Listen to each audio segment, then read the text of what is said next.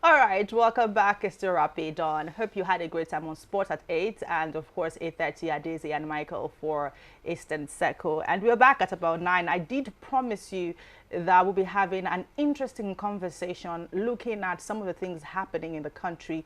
If you have been following the news, the situation when it comes to security has not been so appealing. It has been a concern for a lot of people and also for us right here at Rapid TV. We thought that it's important for us to have an in-depth analysis of what has been happening from what's happening in Edo State to Benue State, where every day we keep getting reports of killings somewhere in Notuko. And of course, the most recent, which is in Plateau State. We had a similar, a little story from Zamfara, which of course, when it involves lives, is not so little. And so we'll be looking at assessing Nigeria's security status as it is right now in 2025. One would have thought that by now we would have been out of that space and our insecurity would have been dealt with. But it seems like every single day you wake up, Nigerians are waking up in fear because they do not know what they're going to hear afterwards. The numbers are not so friendly. Today you hear 50, tomorrow you hear 30, tomorrow you hear 14 from different places. And these people are loved ones and families of humans, and they live amongst us. And so at what point are we going to have a solution? At what point are we going to have rest and say, okay, yes, for now, security wise, we're at peace. Even in the FCT, to admit it to know that even in the FCT, there have been a lot of situation reports coming from the FCT. And so I have a security consultant. He says nobody's a security expert. And so I have Mr. Mike Auro, and he'll be talking to us about how we can assess Nigeria's security situation, where we are and where we are going to, and where we could be and what can be done. It's so good to have you on the show. Good morning, Thank you for having me. all right, just to let you know that Mr. Mike is not just a security consultant, even though I want to call him an expert, but I would stick to what he prefers. He's also the president, Alumni Association, National Institute for Security Studies. That's a big one. Thank you very much. All right, so let's start with the first and the most basic question, which is where are we in terms of security in Nigeria? Well, that's a difficult one to answer because if we must face facts, the situation is really precarious. It's concerning because, like you said in your intro, today here 10, 15, we're not talking as if we're talking of human beings' lives being lost on a daily basis. And it's said that the primary purpose of government is welfare and security of the people. So if that is the fundamental or the basics, then we are losing it. But all hope is still not lost. If you recall that late last year up to early this year, there was a lapse, kind of improvement in the security situation in the country. But I think what has escalated is that the beginning of farming season. You see, when, especially in Plateau State, when it comes to beginning of farming season, you see these marauders, the terrorists, I don't call them herdsmen, coming to invade the communities and possibly take over the land. You look at the issue in Uromi. I want to specifically appeal to Nigerians. Much as we say that jungle justice is not right, it should be condemned. I want Nigerians to look at the issue as when people are killed, Nigerians are killed. Not the issue of whether it's a Hausa man, a Yoruba man, or Igbo man.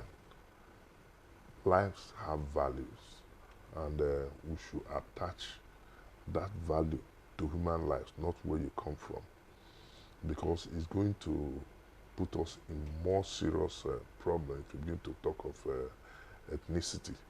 Okay, how about the people killed in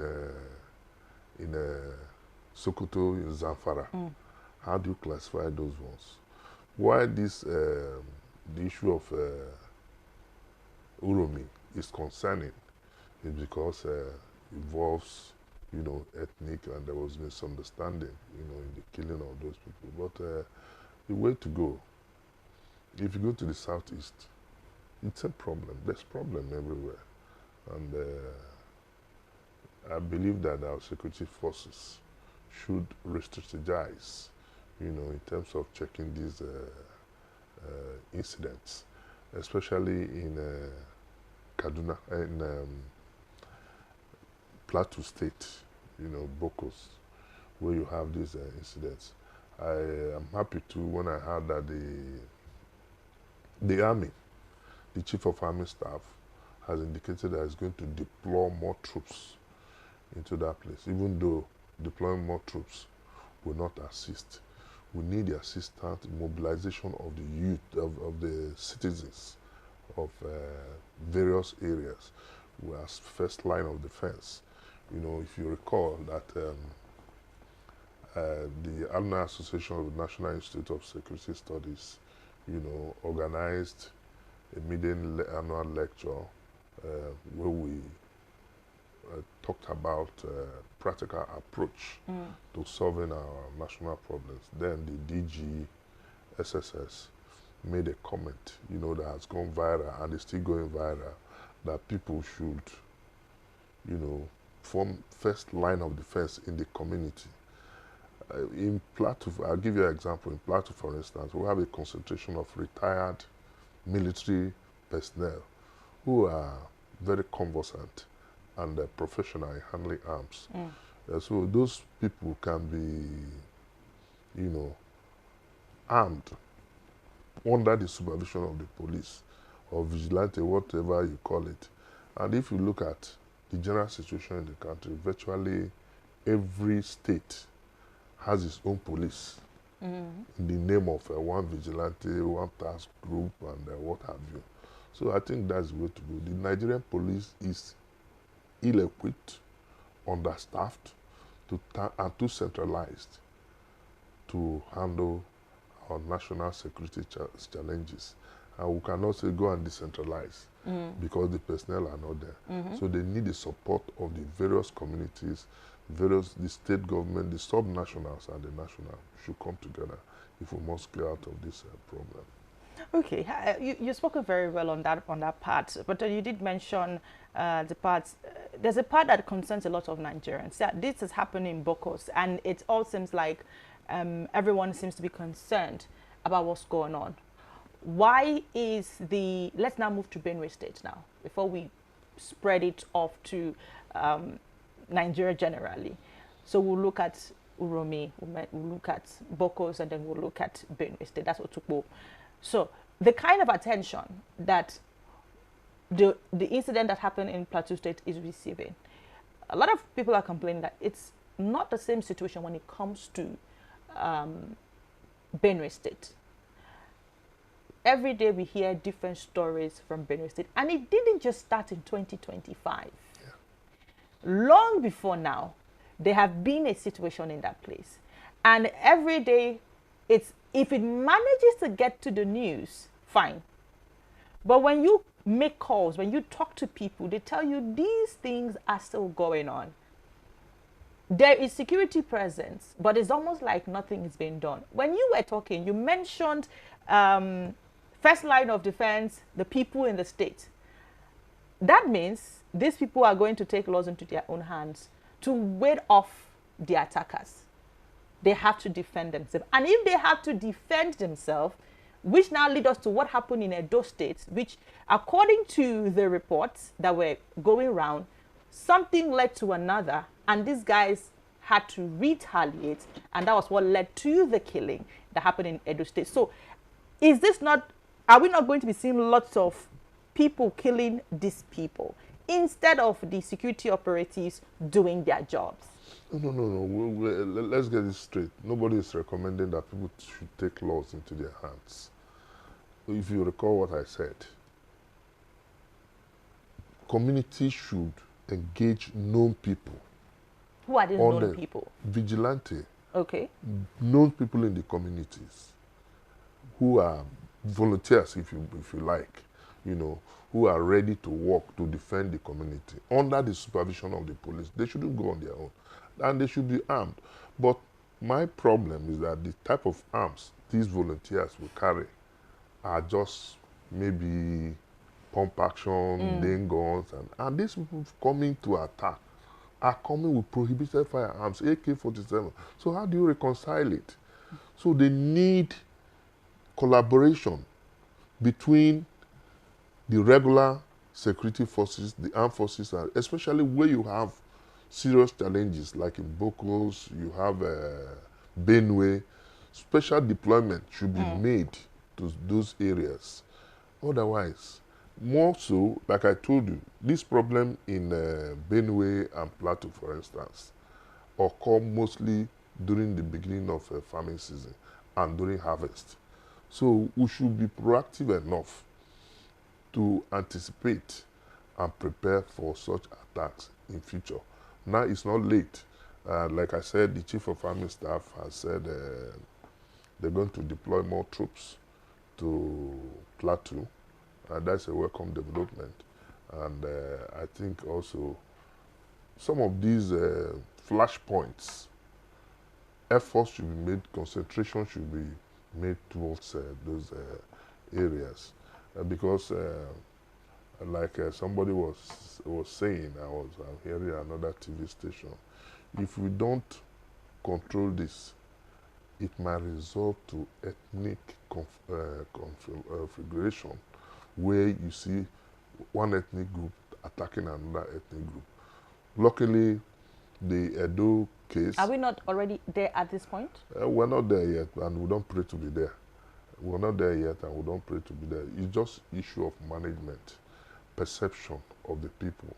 The governments need to manage the perception of the people that these are just criminals, not representing any particular ethnic group or religion, even though there seem to be some, ethnic and religious coloration in some of the attacks. And that also brings me to the issue of, this open grazing.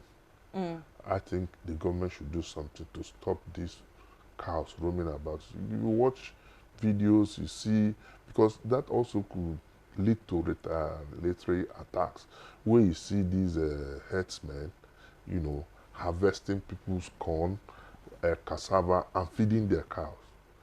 That is provocative. Okay, so Mr. Mike, this is the part where I want to ask you a question. I did have a guest sometime last week, and he made a statement. He said, in as much as we don't want to profile them, but we have to, in his words, we have to call them what they are headsmen. These guys move around with their cattle, and their cattle go into the farms, and they, create havoc on the hard suffering of the farmers, and they don't have anything to farm on, and then you can't even complain about it, because if you try to make noise, the next thing you're being attacked. So the question now is, you are saying we should not tie any religion or ethnic group or anything, but isn't it time for us to start calling it what it is? Now, let me make some clarification. That's why I'm saying that government should control open grazing and roaming of the cows, so that we'll be able to separate the grain from the chaff. There are two groups of people. Okay. The herdsmen who destroy people's farm. Most of them, I'm not saying all of them, are not armed. They're armed with cutlass and maybe guns, which they use in attacking animals who attack their cows. Okay.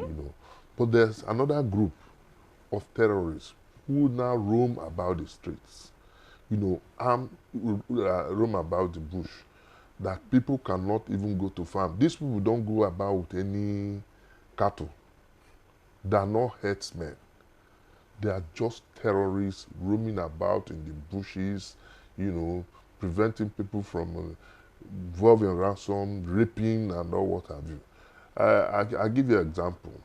In 2017, I was a victim of, I was a kidnapped victim, And while we were there, the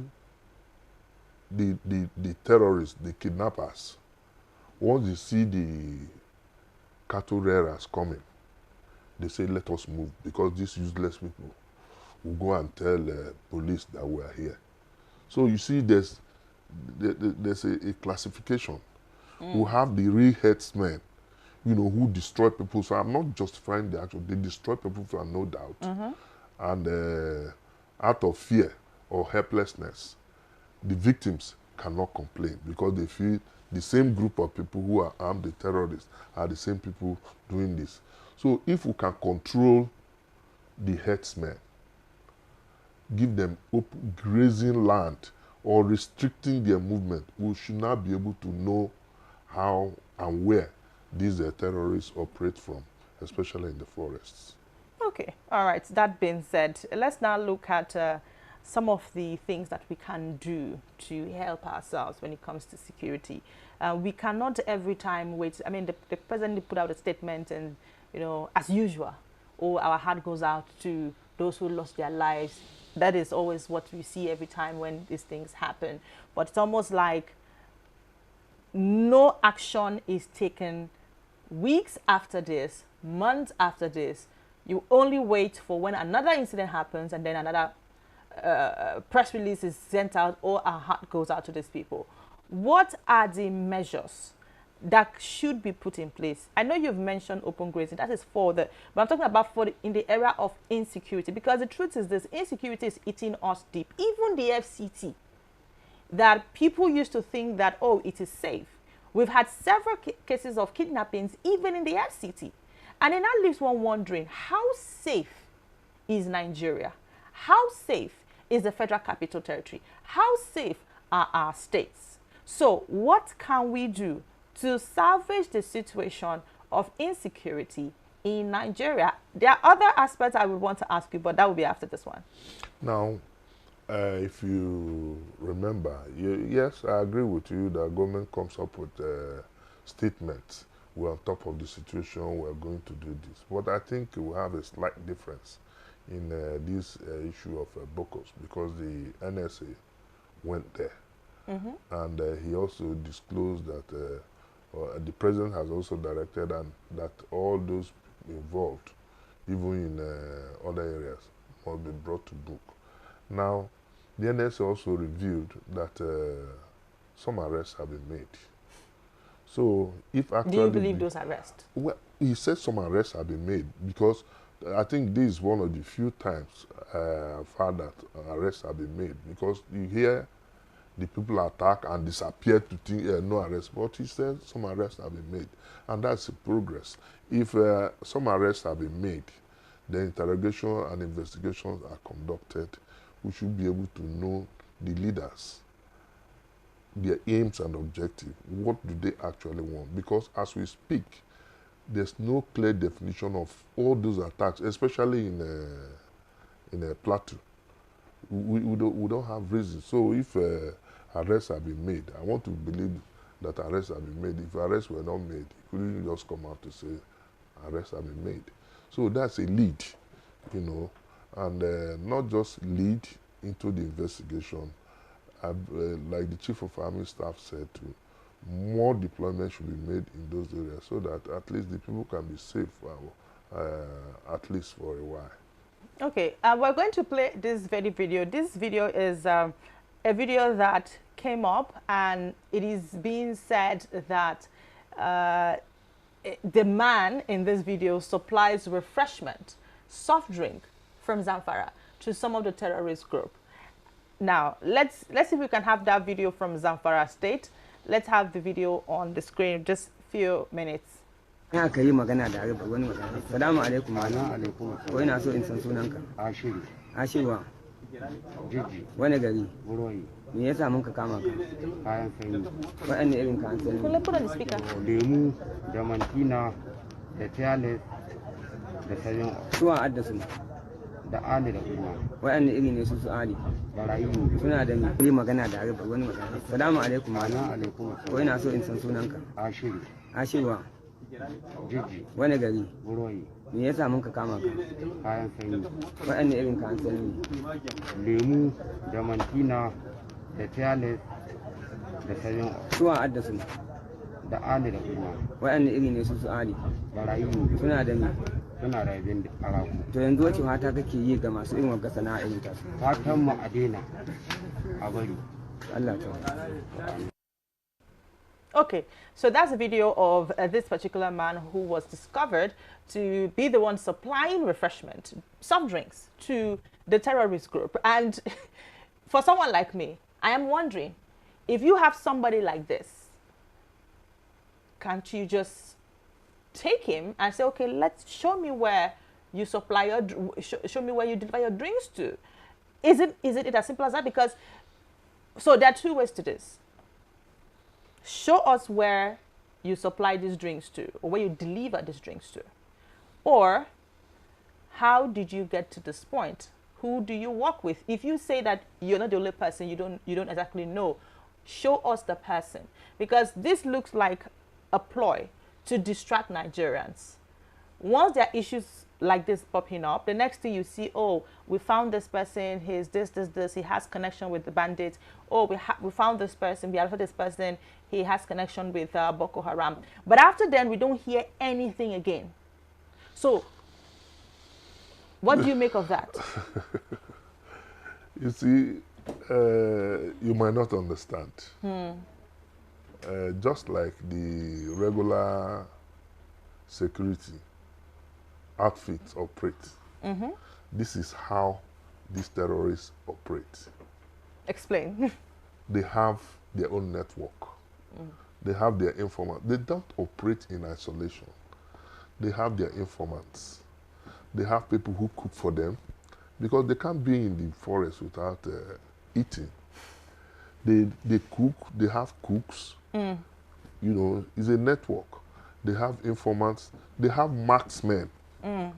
People who shoot when you try to resist. They take you out. So the best thing is, when you are in such a situation, just remain calm and obey all the instructions. It's the only way you come out. You'll be able to say the story. So I'm not surprised that somebody is supplying, and they don't have a permanent place of abode.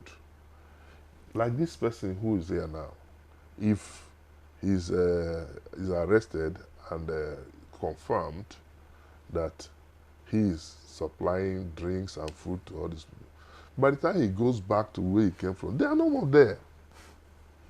Okay, so they are mobile. They're always moving. They don't stay in one place, and that is why it is difficult also to track them. Are you saying that it's too difficult to track, that even our security operatives cannot track them? Are we saying that we don't have the apparatus? See, just listen to me. At times, they take their phones out of the location, maybe miles away. They might be operating in Abuja. They go to Kaduna and make a call. Deception. So these people, they are not illiterate as people think they are. They also have connivance and collaboration of retired and serving security personnel. You'll be shocked. So you're saying they're getting help from senior persons in government? Not necessarily senior persons. I'm talking of people who are disgruntled with the economic hardship. They decide to join these kidnappers and terrorists. So some of them also have connection with our regular security organizations who supply their arms. And we've had cases of that. You remember the case of Wadume and all the rest of them. So we also need to weed and look at how to check and weed out the bad eggs within the services. No particular service in mind, but we have. Are you sure you don't want to name some services? I don't want to. I mean, it will be good because so that we can know where to target and get our solutions from. At strategic level, we'll discuss that. Okay, I think I would love to be at those strategic levels so that I can get That's it clear. when you become a security practitioner. That's not, what will it take? Go and join any of the services. No problem. I will work on that. let's now move on. So there have been lots of speculations, as you stated, even though you're not calling names, but that these guys are getting help from some higher places.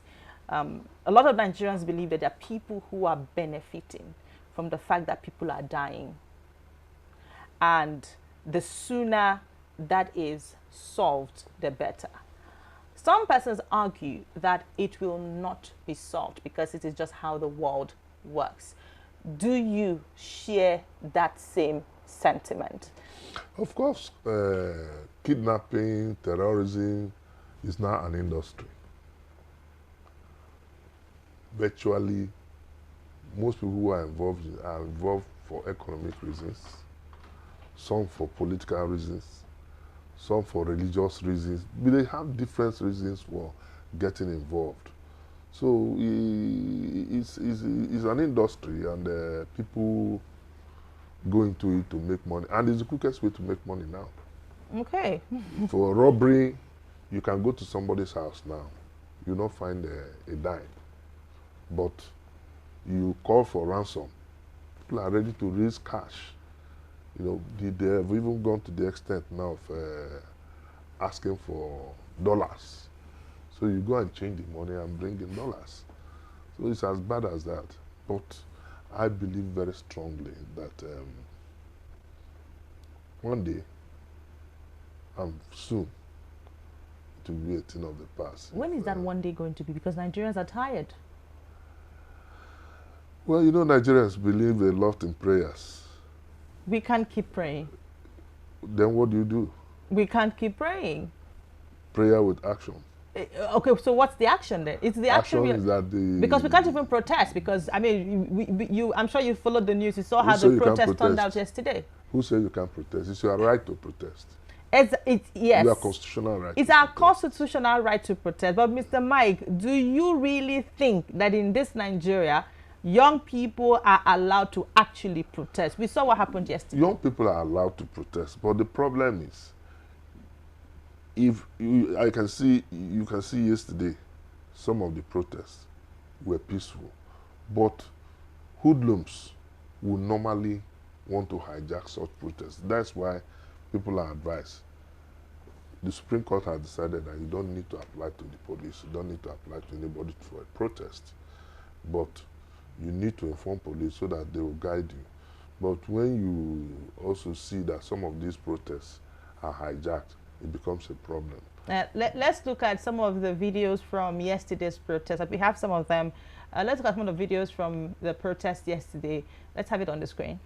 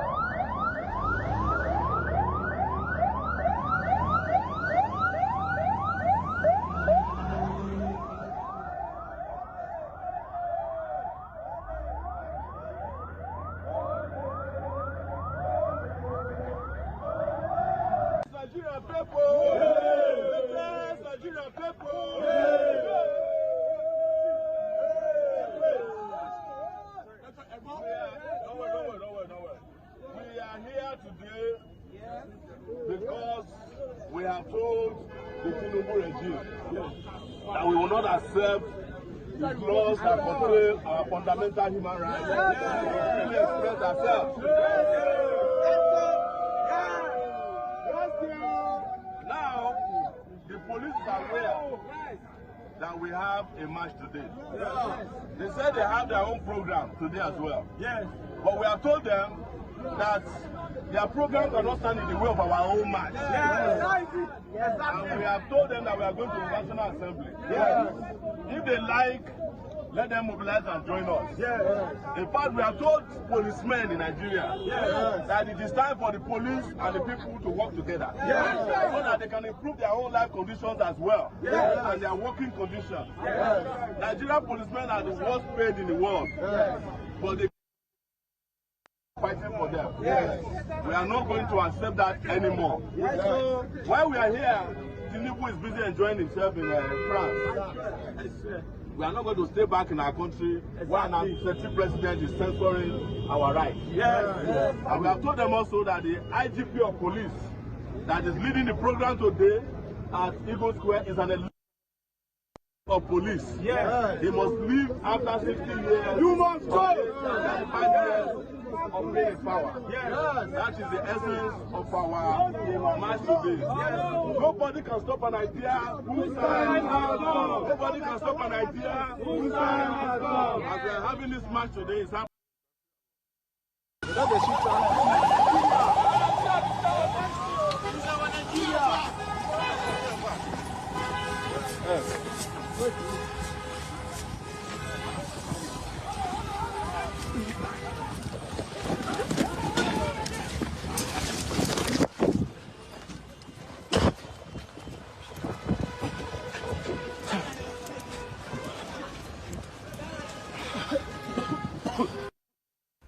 Okay, so that was how it started versus how it ended. Would you consider how it ended a peaceful protest? Because you can see that these guys were suffocating, obviously, from the tear gas. I saw how it started. And then you saw how it ended as well. I didn't see how it ended because I don't know. No. Honestly speaking, I don't know what must have provoked the police into using tear gas, which is also allowed. I didn't see what provoked or what transpired. I hope you didn't see it too. Okay. Why the police had to use tear gas? They must have their reason.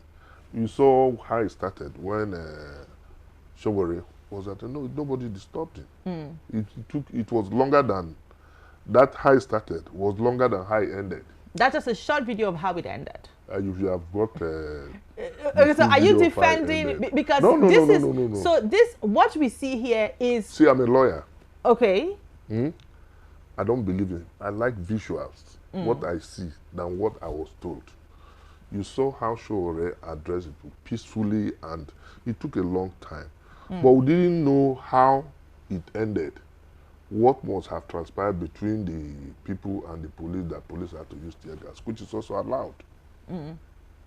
So what could the people probably could have done that would warrant them using a tear gas? Because already, don't forget that. I'm not there, but don't forget I can that tell on you, Sunday. somebody. I'm not saying that's what happened. Okay. Somebody must have even thrown stone. It's not unlikely. Okay. Against the police, or try to attack the police. But I don't want to speculate because I wasn't there. Police also cannot just start using tear gas. So you're saying is what it is action in your and words? reaction. Unlikely, probably somebody in all the states that this protest happened likely did something to the police that warranted tear gas up and down, people running up and down. Ordinarily would suspect breakdown of law and order based on the conduct of the people. Does the police not always suspect breakdown of law and order? Because for every protest we've had in this country, it always ends with people running scatter, tear gas everywhere. I remember the last protest we had. In fact, one of our cameras was actually affected because they were out there and the police started, performing their magic. So are you going to make excuse for the police because it's what they do every time? See, I retired 15 years ago. I'm not making an excuse for anybody, but we must face reality. And what's the reality? The reality is that it's your constitutional right to protest within the confines of the law, and it is the right of the security agency, especially the police, to protect law-abiding citizens.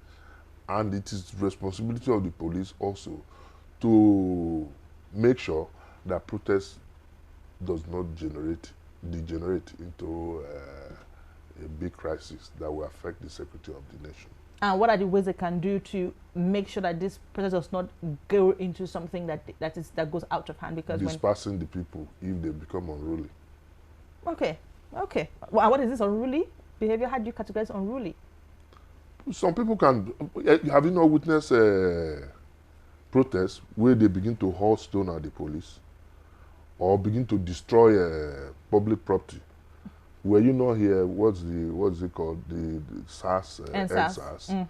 How cars, everything were burnt. What did we achieve at the end? When cars were burnt, properties, even individuals lost their property. So, such situation, you don't expect the police to fold their hands. Okay, so maybe we could suggest something. Maybe the police can just allow these people protest peacefully and move along the streets, but we don't see that happening, because already from Sunday, the police did put out a statement that they don't want the protest to hold and that they should cancel whatever protest that they had in mind. And so what we've always gotten over time is the people say they want to protest. The next thing we hear the police saying, you shouldn't protest. Police cannot tell you not to protest. Exactly. Police cannot tell you. It's your constitutional right to protest. So that means the police has been going against our constitution every single time by telling us not to protest every single time Nigerians want to protest. They will ask you to protest, but to protest within the confines of the law so that it's not hijacked. So is there any punishment for the police for telling the Nigerian people not to protest in their press releases? Has police stopped you from protesting? They do put out a warning and say, don't protest. If they put all that, have they stopped people from protesting? By throwing tear gas, it means don't protest. No. How do you define that? You are stretching this matter too far. I want to know how. I want to know how you define that. I just want to know how you define that. You see, they protest, but when police suspect that it be hijacked, they will also act within the confines of the law to prevent it from breaking down or order. Okay. I don't totally accept, but I'm going to just allow. So as we wrap up. Let's talk about, as a security consultant, you have definitely been in rooms where these conversations are being held. Where do you see us going? I mean, this is 2 years of the Tinubu's administration. We're still having these insecurity problems. Where do you see us going? What solution do you see us having in sight? What can the Nigerian people hold on to in terms of a security solution in Nigeria? Well, I'm not a pessimist. Okay. But more than 70%, let me be conservative, of our problems are politically generated. Now that we're talking of these activities of these bandits, terrorists, kidnappers, herdsmen,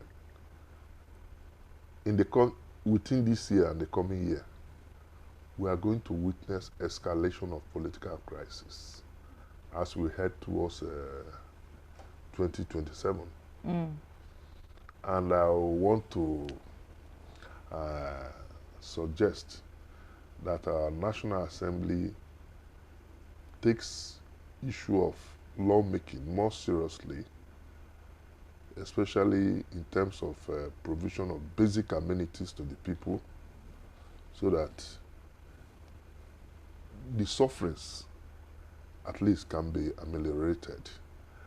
And again, I want to advise or suggest to the Inspector General of Police, the police is understaffed. They don't have sufficient manpower.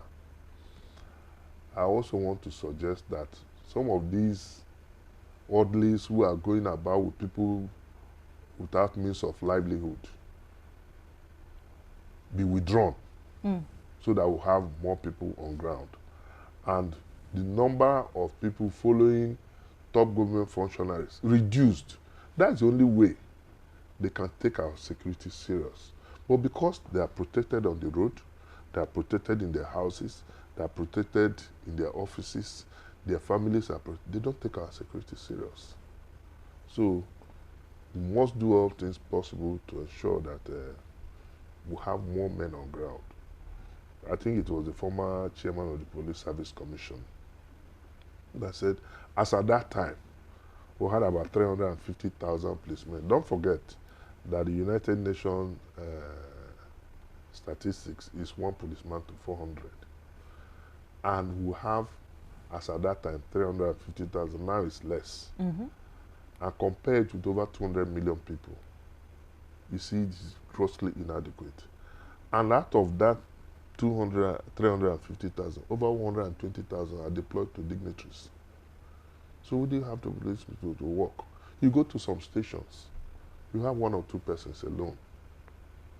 So how do you expect the police? No vehicles, apart from state governments, you know, making provisions for the security agencies in support. And again, finally, I think the president should reconsider visiting the issue which has been adopted of creation of state police. Because if that is done, security problems are local and the solutions to must be local. You don't expect somebody from Sokoto to begin to know the terrain in Bayelsa. You have, first of all, you have cultural differences, language differences, religious differences. For you to get used to that place to operate effectively, before then you are transferred to another place. But if there are people operating within the same area, it becomes easier. You can see, even though the coming up escalation of crisis now in Ondo, Amotekun, for instance, was very, very effective in Ondo State. But I think they're beginning to have some gaps now, you know, that people are. So we have a lot of, you know, opportunities to solve our national security problems. And government must take it seriously. Like I said before, that the primary purpose of government is welfare and security of the people. All right. Thank you so much, Mr. Mike Auro, for having this conversation with us. I'd like to also give my high five. Even though you didn't answer some of my questions, but it's okay. Mr. Mike Auro is a security consultant and also the president alumni of National Institute for Security. Thank you so much for coming on the show. I'm sure that you've been able to answer some of our burning and pressing questions on the show this morning. And this is where we call it a wrap for this beautiful morning. We've had a very serious conversation, but you know, like I always like to do, I would like to always do something that will lighten our mood as we wrap up for the show this morning. Let's look at, if we have this particular video available, let's look at this video that has to do with discounts based on size. So you go to a restaurant and your discount is based on your size. So if you are able to pass through the whole, you have 5%, you have 20%, you have 10%, you have 15%. So if you're able to pass through the whole of the 5%, that is your discount for the day. If you're able to pass through the whole of 15%, that's your discount for the day.